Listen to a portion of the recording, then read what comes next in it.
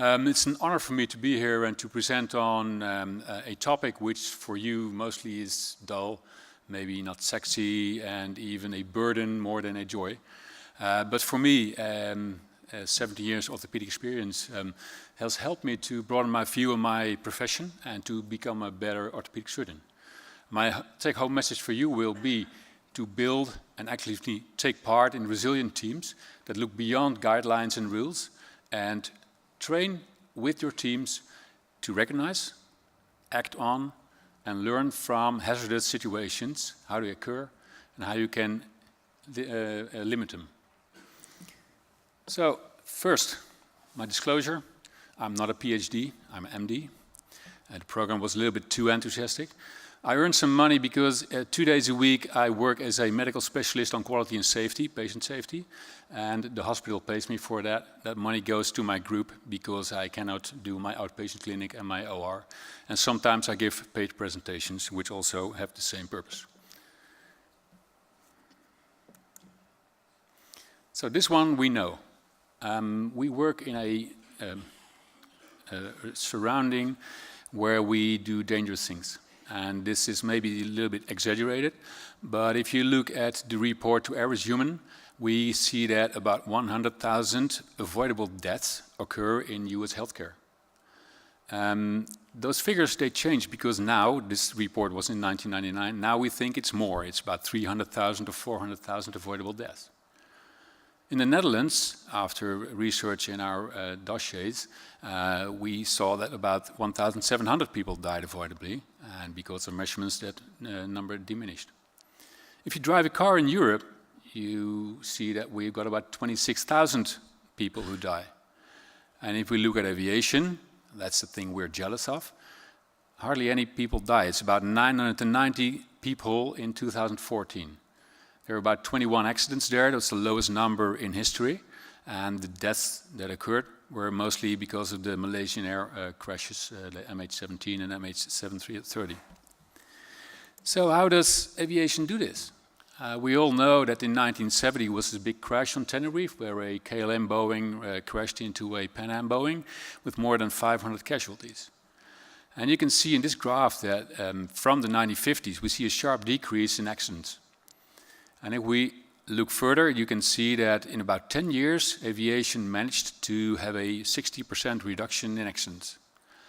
And we can also see that the last about 30 years, the accident rate is sort of stable at around 7 to 10%. From the outside world, we think that aviation was more safe because they had regulations, standard operation procedures, code of conduct, code of communication, checks, double checks, lists. But from the inside, people state that the CRM, the crew resource management, was the main factor contributing to the diminished risk of aviation. And what they train for is not to avoid error or to trap error, but to mitigate the consequences of error. So in this crew resource management, teams and pilots are trained in several hazardous situations to recognize the circumstances, the ever-changing circumstances in which those hazardous situations occur, and to flexibly act in those situations.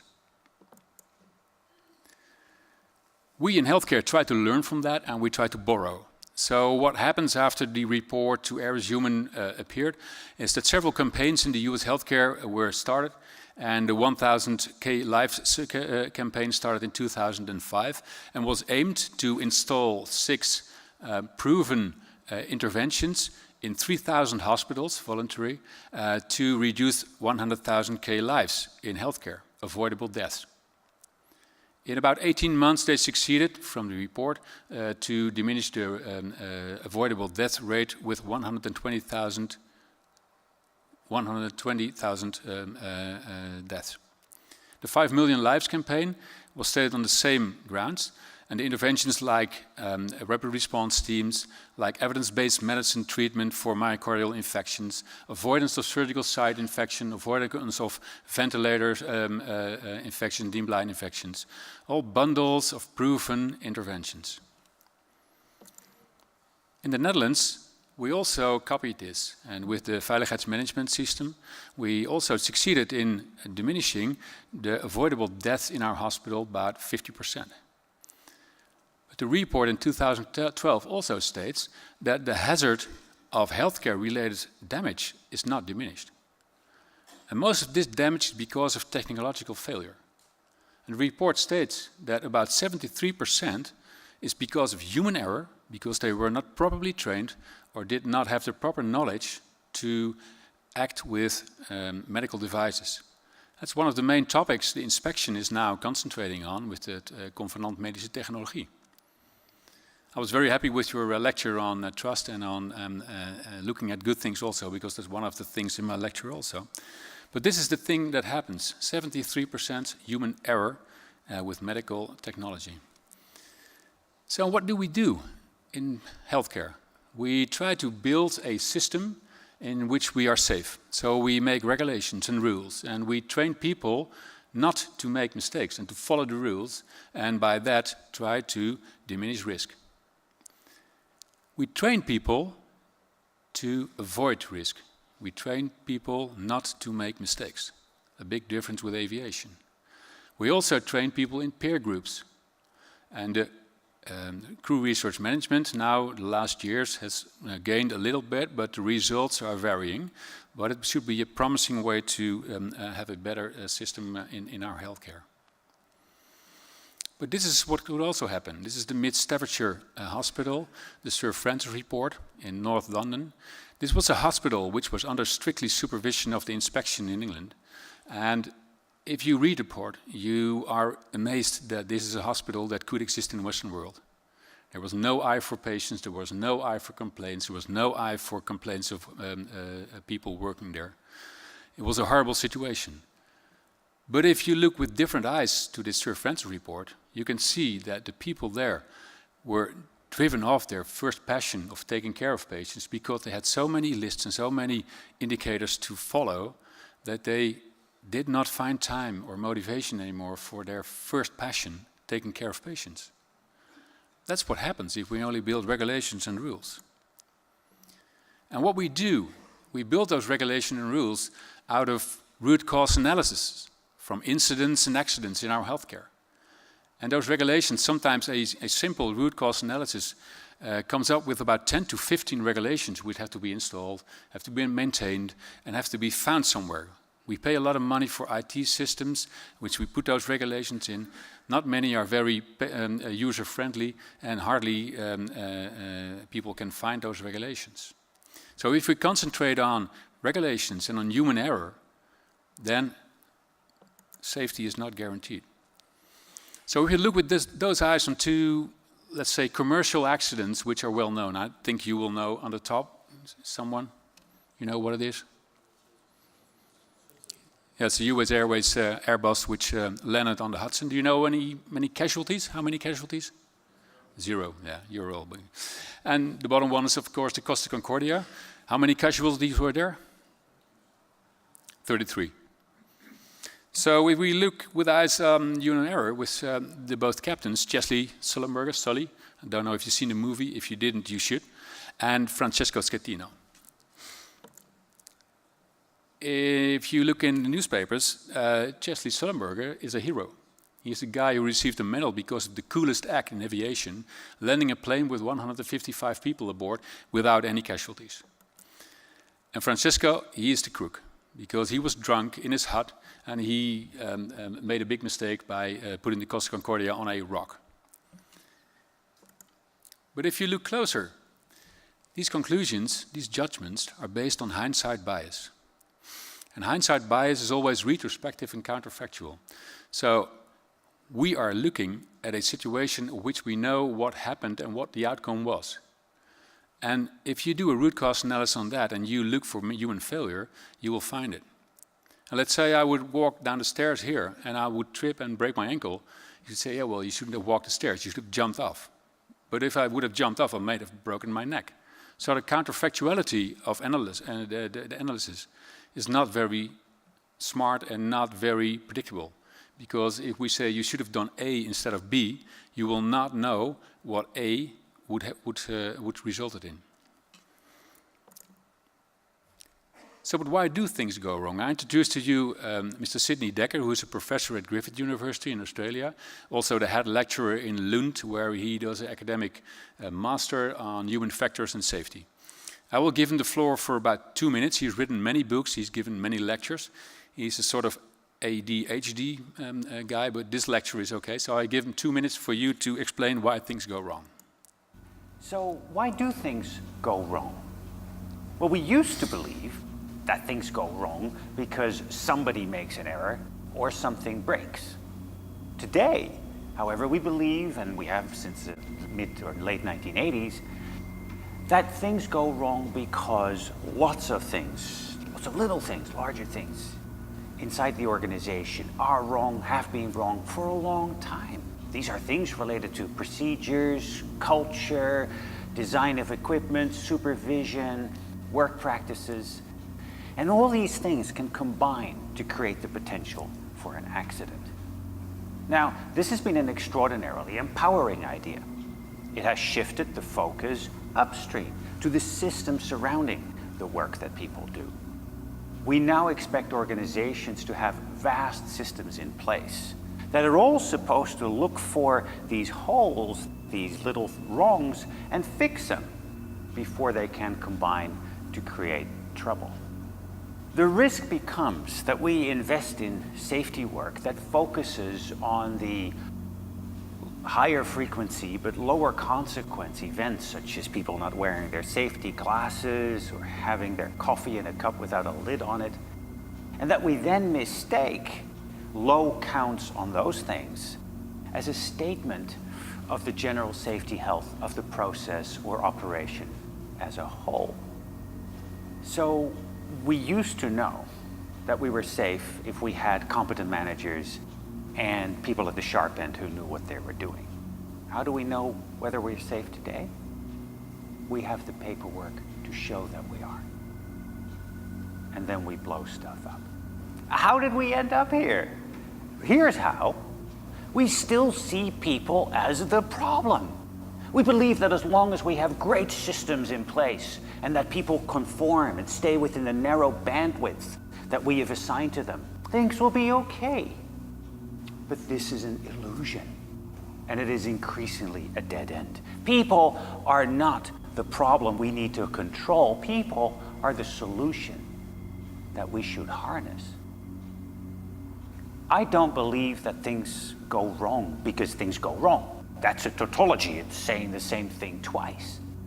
I believe things sometimes go wrong because they usually go right. So, his message is that people are not the problem, but people are the solution. And that's my take-home message, which I told you. If you train those people in recognizing the circumstance in which things happen, they will be critical, they will be alert, and they will tell you things go wrong. And that's his thing also. He says things go wrong not because they go wrong, but things goes wrong because they usually go right. And if we trust on those circumstances that they go right every day, and we do this every day, you have the chance that things go wrong. So what he's talking about is the human factor, not the human error, but the human factor. And what he's talking about is training these resilient teams. Teams that are flexible in actions and flexible and critical on situations and alert for the circumstances, the ever-changing circumstances of our daily work. If we look at it with these eyes and we analyze the US Airbus flight, we see that Chesley took off at LaGuardia, and after about 1.5 minutes he has a bird hit. And he reports to the tower, bird hit, and I lost power in both engines. And the tower response is, okay, I understand you've got a motor problem, you want to return to LaGuardia, and he states yes. So they advise him a sharp curve left, and he does that. And after about 20 seconds, he says, I'm not going to make it. We might end up in the Hudson. The tower doesn't understand that. They are busy with getting him into LaGuardia or thinking of other options. So they offer him a runway on Teterboro, which is more to the west. But he says, I can't make it. We might end up in the Hudson. And actually, they see in the tower that about 2 minutes before he lands in the Hudson, he goes over the Washington Bridge of about 200 meters and lands in the Hudson.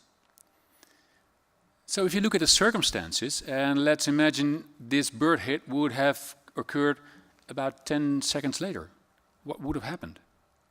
Would he still have landed in the Hudson? Or would he have landed on the most dense populated area of America, Manhattan? And why did they not advise him to go right? And if you look at the film Sully, you see that they accuse him of being over risky. And they have simulations, computer simulations, showing that he could have landed on LaGuardia. But if you ask how many rehearsal flights did those crews have to do this landing, they state it's about 17 rehearsal flights before they land safely on LaGuardia. And if you build in the human factor of about 30 seconds to decide, they will all crash. So the circumstances are very, very important here. The same with the Costa. The Costa Concordia is the first sail of this vessel with new passengers, about 3,000, and a new crew of about 1,000.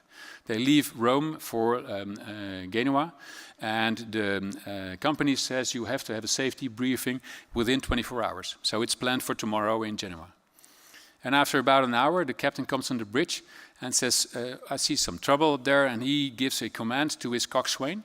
And the coxswain is not beside him on the bridge, but he's 3 decks below. And the coxswain is a new coxswain, and he's Indian. So you've got an Italian captain in English giving a command, sharp starboard and full thrust. And this coxswain doesn't understand it. So he takes about 1 minute before he reacts. And in normal situations, the wind here is southeast. But in this situation, the wind was northwest. And what happens to a big vessel if you do a full rudder starboard and full thrust? It will break out. The behind of the boat will break out. That's the reason he hits the rock. He thinks he cannot sink because the ship is compartmented, about 20 meters of compartments, and 2 compartments can be disrupted. But in this case, 3 compartments are disrupted. So he loses power, and he sees that he drifts off the island, and he sees depth gauge going from 60 meters to 100 meters to 200 meters. And he thinks, if I give the command, abandon ship now, I will have a lot of casualties. So he decides to wait for the wind to blow the ship back to the island, and then gives the command, abandon ship. So is he to blame? Yes, he has done funny things, but he also has done good things. So an eye for the circumstances, and if you have another eye, and you look for what went good, and not only what went wrong, it gives you a different side on what happens, on the circumstances. And of course you have to look at accidents and learn from accidents and incidents, but you can learn much more from the things we do right, and from the factors and from the teams, how they react in hazardous situations. And this is a little bit a pick of my brain. What I think is there are few hazardous situations and adverse events. There are the areas you cannot go around with. They will happen every day. But there are areas of influence, and the areas of influence are to recognize, to act, and to learn. And recognize there are a lot of systems, some work, some don't work, but you have a system in text mining or live coding, early warning systems. And we should learn from them to use them and to give our team something to recognize that there has a situation. And me, myself, if I become a part of a hazardous situation, I have the tendency to focus. And I just cut off my team. And I start acting on what my experience is in former hazardous situations. But what you should do if you experience a hazardous situation, you should open up, speak up, have a code of communication, a code of conduct. If you do that, your team members can help you to solve this hazardous situation.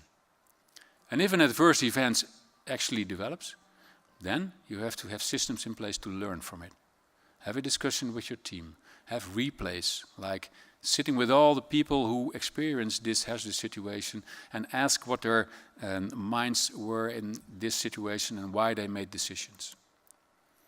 So at the end of my talk, I think that, again, the take-home message, build and actively participate in resilient teams that look beyond guidelines and rules and train to recognize, act on, and learn from hazardous situations and try to mitigate their effects. Thank you very much.